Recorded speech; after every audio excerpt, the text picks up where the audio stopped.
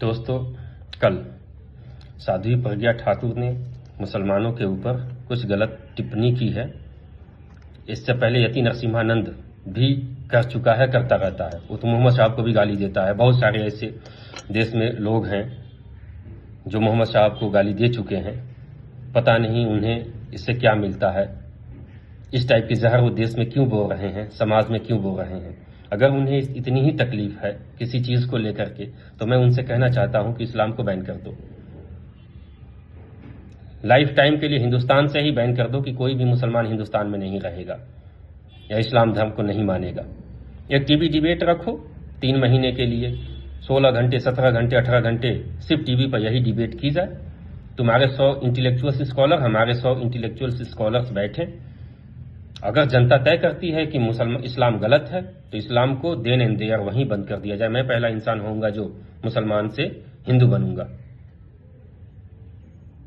But ये कहना कि तुम ये मत खाओ, ये मत पहनो, यहां मत जाओ, ये ऐसा था, मोहम्मद वैसा था, इस्लाम ऐसा है, यार ये गलत बात है।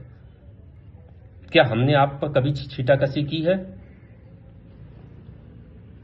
आप गाय को माता कहते हो, आपके पंडित कहते हैं कि गाय के मूत्र को पीनी चाहिए। आप उल्लू की पूजा करते हो जो भगवान विष्णु की सवारी है। आप सांप, जो भगवान शिव के गले में सांप है, उसकी पूजा करते हो। आप हाथी की पूजा करते हो जो गणेश के रूप में। आप बंदर की पूजा करते हो जो हनुमान के रूप में। आप सूअर की पूजा करते हो जो विष्णु के रूप में। आजकल तो लौरासुर जैसे राक्षस की लिंग की पूजा होने लगी है हिंदुस्तान में। आप फीमेल की प्राइवेट पार्ट वजाइना की पूजा कर रहे हो कामाख्या मंदिर में, जहां डेली हजारों की संख्या में बलि दी जाती है। कभी किसी मुसलमान ने आपसे सवाल किया? नहीं ना, क्योंकि इस्लाम इस बात की इजाजत नहीं देता। क्योंकि अल्लाह अगर ताकतवर होगा, भगवान ताकतवर होगा, ईश्वर ताकतवर होगा, तो इसका हिसाब वो खुद ले लेगा आपसे और हमसे।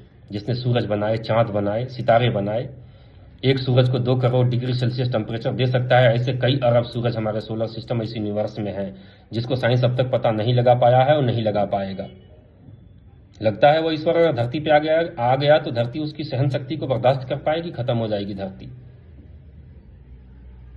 और इतना ताकतवर ईश्वर है तो क्या उसका हिसाब नहीं लेगा? भगवान इंद्र, गौतम ऋषि की पत्नी के साथ उन्होंने सेक्स किया। भगवान विष्णु ने अपनी भक्त वृंदा के साथ उसके पति का रूप धारण, जालंधर का रूप धारण करके चले गए और गलत किया। भगवान ब्रह्मा ने अपनी ही बच्ची सरस्वती के साथ संभोग किया। अपना पत्नी के रूप में भी देखा जाता है सरस्वती को, ब्रह्मा की। क्या कभी किसी मुसलमान ने आपसे सवाल किया?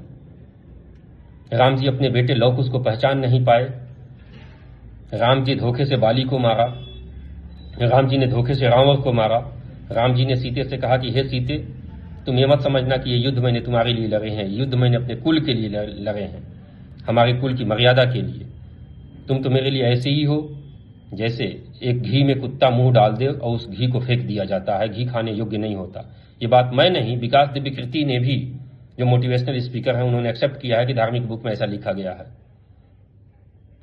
भगवान श्री कृष्ण नंगी नहाती गोपियों के वस्त्र चुरा लेते थे, उनको माखन चोर बोला गया। उन्होंने अंगराजकरण को धोखे से मरवाया, जयद्रथ को धोखे से मरवाया, भीष्म पितामह को धोखे से मरवाया, दुर्योधन को धोखे से मरवाया, पूरा महाभारत छल से जीता। जिसे शेष दान आप बोलते हैं, बर्बरी, उसके धोखे से उसके सिर को कटवा लिया, धोखे से घटोत्कच को मरवा दिया अर्जुन को बचाने के लिए। क्या किसी मुसलमानों ने आपसे सवाल किया? नहीं ना। हनुमान जी सूरज को निगल गए। एक सूरज इस पृथ्वी के लाख गुना बड़ा है, जिसकी टेम्परेचर 2 करोड़ डिग्री है। हनुमान जी तो हिंदुस्तान में पैदा हुए थे, एक छोटी सी जगह हिंदुस्तान जो पूरी दुनिया में है, एक छोटे से राज्य में पैदा हुए होंगे। साइंस इस बात को एक्सेप्ट नहीं करता, लेकिन हम लोगों ने कभी सवाल नहीं उठाया। शिव जी की पत्नी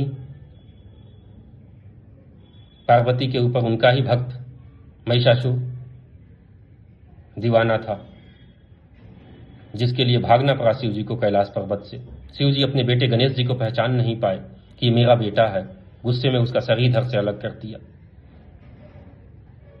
कभी मुसलमानों ने आप लोगों से सवाल किया है, या कोई भी मुसलमान जो स्कॉलर है उसने भी सवाल किया है? नहीं, इस्लाम इस बात की इजाजत नहीं देता। आज से 5000 साल पहले जब गौतम बुद्ध आए तो उस समय मुसलमान नहीं थे, मोहम्मद साहब नहीं थे। उन्होंने कहा था कि मांस खाना गलत है, मांस मत खाओ, अहिंसा का पाठ पढ़ाया कि जानवरों पर हिंसा मत करो। यानी उस समय मांस कौन खाता था? आप ही लोग खाते होंगे, मुसलमान तो थे ही नहीं। इस्लाम तो आदम के ज़माने से, मनु और श्रद्धा के ज़माने से है, लेकिन मोहम्मद साहब तो नहीं थे। और आप सारा इल्जाम हमारे ऊपर, हम लोगों के ऊपर लगाते हो कि मुसलमान गोश्त खाते हैं। आप बताइए, महाभारत में जंग हुई थी, आप बताते हैं कि 1 अरब लोग मरे,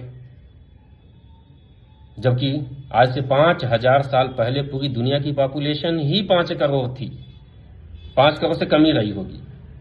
1 अरब लोग कहां से आ गए? मुसलमानों ने तो कभी सवाल नहीं किया आप लोगों से।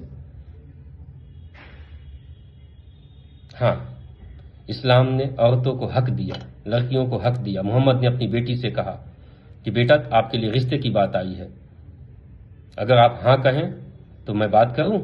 उन्होंने कहा हाँ। क्या वो मोहम्मद की बेटी फातिमा मना कर देती अपने बाप को कि आपने मुझसे पूछे बगैर मेरे रिश्ते की बात क्यों की? नहीं ना। लेकिन नहीं, मोहम्मद को दिखाना था समाज को, सोसाइटी को, दुनिया को कि तुम्हारी बेटियां तुम्हारी जागीर नहीं है, कोई भी फैसला लेने से पहले अपनी बेटियों से पूछो। इस्लाम वो है, इस्लाम वो है कि इस्लाम आने से पहले, नहीं मोहम्मद के आने से पहले, बेटियों को कब्र में दफन कर दिया जाता था, पाप माना जाता था, गुलामों के साथ गलत बर्ताव किया जाता था, समाज में भेदभाव था ऊंच नीच का। मोहम्मद ने कहा कि अगर तुम्हारा ड्राइवर अगर मस्जिद में पहले जाता है तो सबसे पहले बैठेगा, और तुम माली को पीछे जाते हो तो पीछे बैठोगे। एक प्लेट में खाना खाओ, तुम्हारा ड्राइवर भले ही छोटा है, कम तनख्वाह है 1000 रुपये महीने की, लेकिन एक थाली में बैठ के खाओ, एक साथ। इंसान है, हम सब बराबर हैं। राइट टू इक्वलिटी की बात करता है इस्लाम। क्या यही गलत है?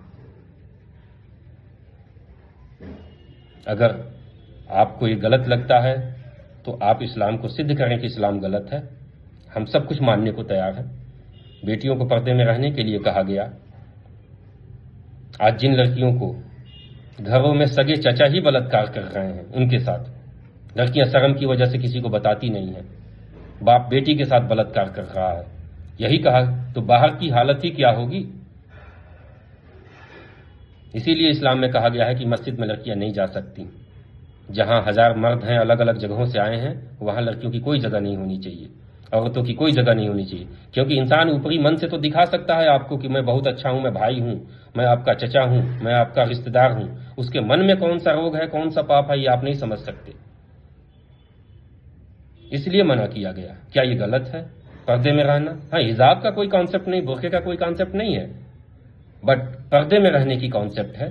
पर्दे में रहकर आप पढ़ें, डॉक्टर बने, इंजीनियर बने, पायलट बने, सब कुछ किया जा सकता है। अगर ये गलत है तो आप सब साबित करें आकर के कि इस्लाम गलत है, मैं भी आपका साथ दूंगा।